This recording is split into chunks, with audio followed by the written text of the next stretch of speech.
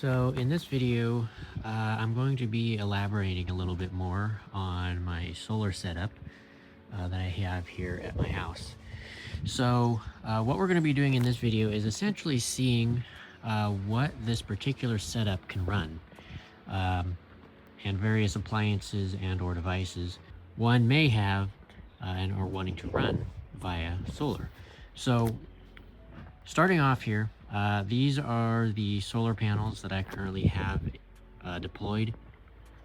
There are 8 200-watt eco-worthy solar panels. They are bifacial, meaning that they can pick up solar power from both the front and the back.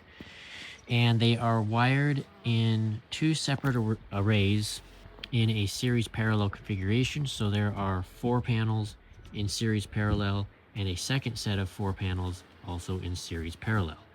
So this particular setup here outputs pretty much a total, on a good sunny day, about 1.6 kilowatts or 1600 watts of total solar output. So these are connected via 2 different wires here, one for the first array and the second wire for the second array. And I have them running over here, and I kind of just have it punched a hole through my wall here. Not an ideal solution. I'm going to kind of make this a little bit better and more watertight, but this is just temporary. It's not a permanent solution at the moment, but that's kind of how I have that going. Anyway, so that is the panel setup. I'll provide a link in the video description if you guys want to check out these particular panels or are interested in these particular panels. But yeah, let's go ahead now and head inside and start doing some load tests and see what this system can run.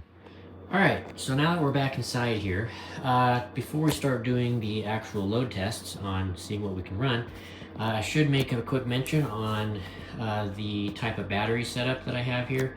Currently, I'm running 2 different EcoFlow power stations, daisy chained together. The main unit below is the EcoFlow Delta 2 Max, and the top unit is the Delta 3 Plus. And I have, again, like I said, daisy chained them together. So the Delta 2 Max is connected to the top unit via its AC power cord. And so the top unit is what is supplying power to the bottom unit. And moving around here to the back, the top unit is the unit that is bringing in all of the solar. So that 1.6 kilowatts of solar input is coming in via these 2 cables here.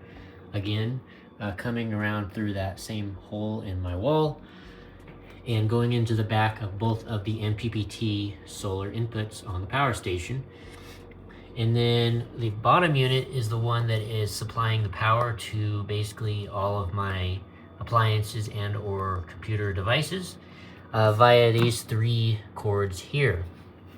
So the first one here, just a quick overview, is going to my bedroom, which has my TV, my game consoles, a fan, the air conditioner, or the window air conditioner, I should say, and my laptop charger, phone charger, and a couple of lights are powered off of this. Obviously, you don't want to power all that all at once because obviously it's through an extension cord, and extension cords have a limited capacity. Then we have this second cord, which is going to my office, and this has basically my entire office connected to it. My computers, my monitors, Wi-Fi router, the Starlink internet connection, as well as my backup internet connection. So there's 2 connections, modems, I should say, connected to that. My network switches, all that connected through there. And then this bigger, much more heavier duty cable goes over to here. Again, this is all not a permanent solution. This is kind of just here temporarily until I find a better way to do this. But this is the cable that's connected to my appliances. So as you can see, I have a couple of smart plugs here, one labeled kitchen appliance, a second for the living room lights. So I have the living room lights connected via an extension cord so I can remotely control it via my phone. And then these 2 plugs go out to the kitchen appliances. And right here we can see that what I was talking about with this particular unit, it's maxing it out at its total input power. So currently you can see the input is kind of topped out at 1007 watts. We currently have a 700 watt output load because the bottom unit is currently charging. But yeah, so it's maxed at that 1000 watts of input, even though, like I said, I have 1.6 kilowatts or 1600 watts of solar theoretically that could come in. So it's basically over paneled by 600 watts, which I did that pretty much on purpose to allow more solar power generation on a cloudy day. So when there's a cloudy day, the setup should provide a bit more power than it otherwise would if I obviously had less panels. So let's go ahead and get started with the load test now and see what this setup is able to run. Okay, so we're gonna go ahead and start off with some kitchen appliances. On the side of the screen here, I'm gonna put up a separate camera recording the power station's output display so we can kind of see the wattage that is being currently used. But this is kind of my appliance area. It's all small appliances. In this particular studio room area that I've got, it does not have large scale appliances such as a full-size oven, things like that. So it's all small appliances that I am running off of this. So starting with the microwave, this microwave is a 1500 watt draw. So I currently have a small mug of water. So if we put start, you can see it's now running. And on the power station on the screen here, you can see the output has jumped up to roughly about 1600 watts currently, because there's some idle loads that are going on. So let's go ahead and cancel that. There we go. You can probably also hear that the fan on the power station kicked up a little bit. So yeah, it can obviously run a microwave, no problem. We also have the coffee pot here, which is it draws roughly 900 watts. So if I just briefly turn this on, I don't have any water in it, so I don't want to have it on for too long. But if I turn that on, you can see immediately the power draw increases. And if you had water in here and you wanted to start making a cup of coffee or a pot of coffee, you could easily do that with no problems.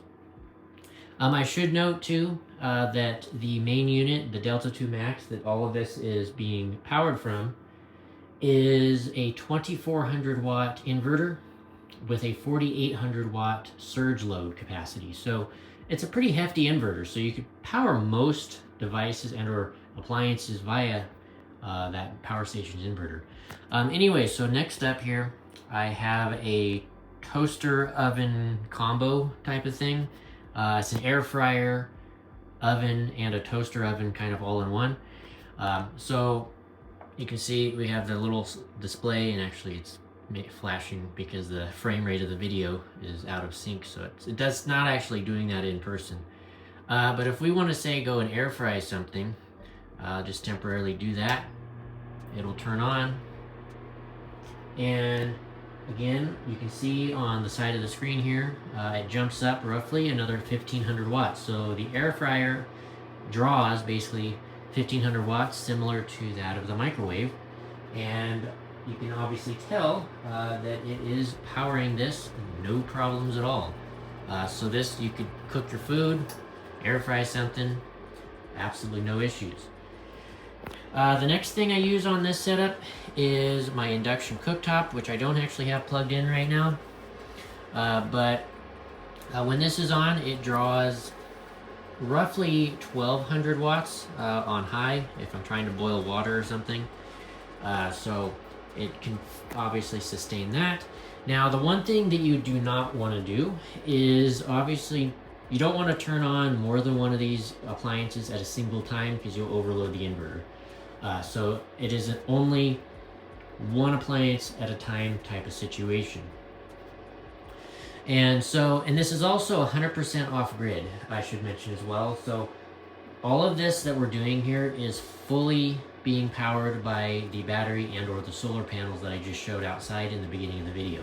So no grid power is being supplied to any of this to run.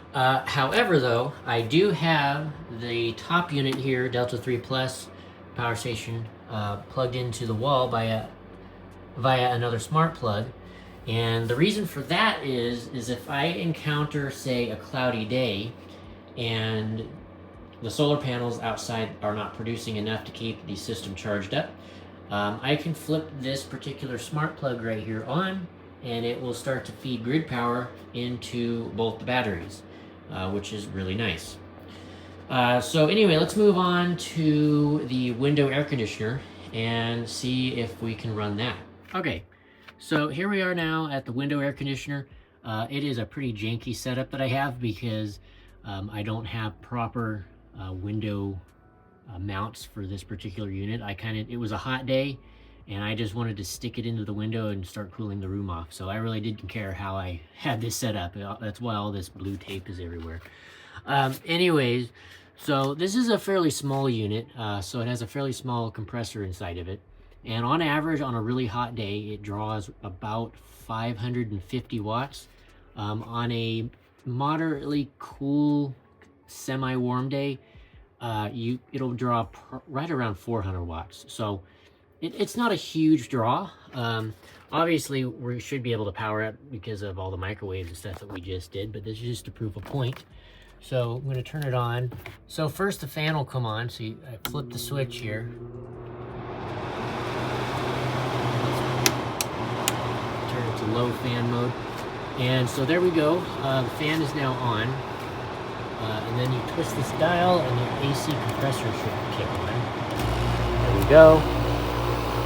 And so on the side of the screen here again, you'll see the power draw on the power station has jumped, along with the estimated time that this can run. So something like this on this particular power station, if you have solar coming in, which like we do right now, something like this air conditioner can be ran all day, even into the night, with no problems because of that continuous input of power. So that's nice.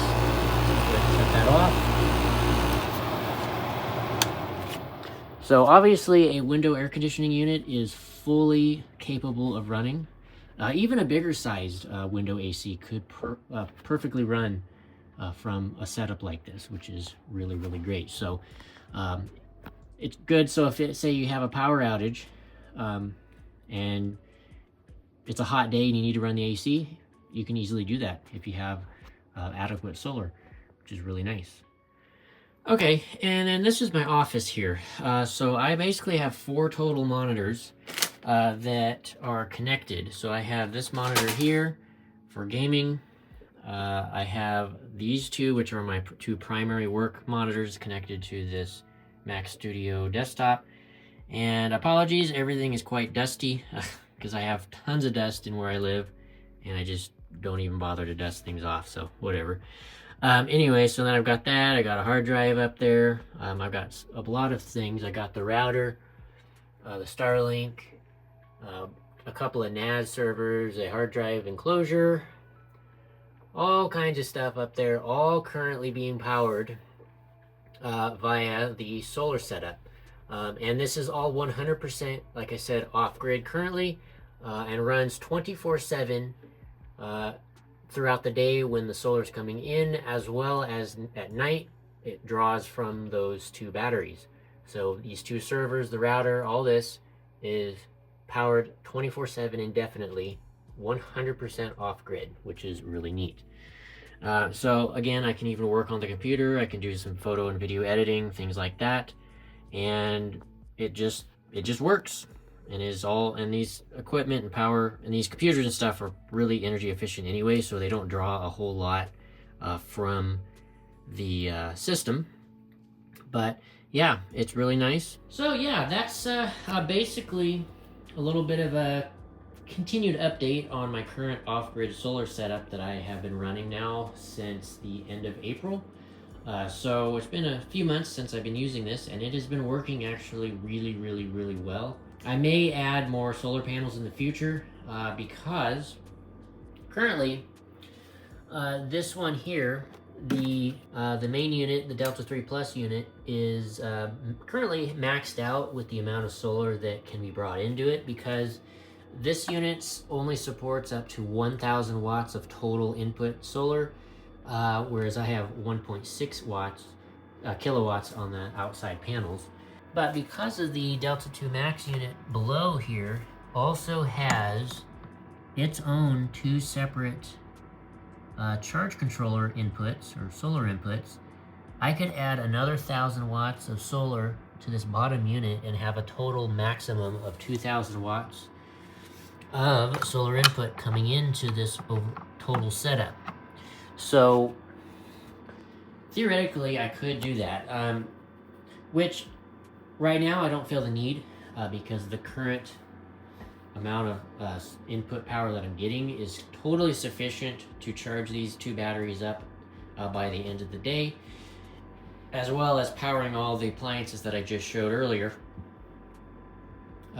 without issue. So I may upgrade, like I said, more panels in the future, and I might add more battery capacity in the future as well, but for the time being, this is what is working and is totally sufficient. I should also note that this refrigerator right here is also powered via the system as well. This fridge is 100% off-grid, and it is a full size with the freezer on the top, refrigerator portion on the bottom, and things like that. So yeah, 100% off-grid on that. And yeah, so anyway, hope you guys have enjoyed this quick little bit of an update video regarding the solar system setup. If you guys have any questions, I would appreciate dropping them down below, and I'll try to help you guys out or answer any questions that y'all may have. I will also provide links in the description to a lot of the things you've seen here, both of these battery setups, the smart plugs that I'm using to control various things, as well as the solar panels and wiring that I have outside. So yeah, I'll see you guys in the next one.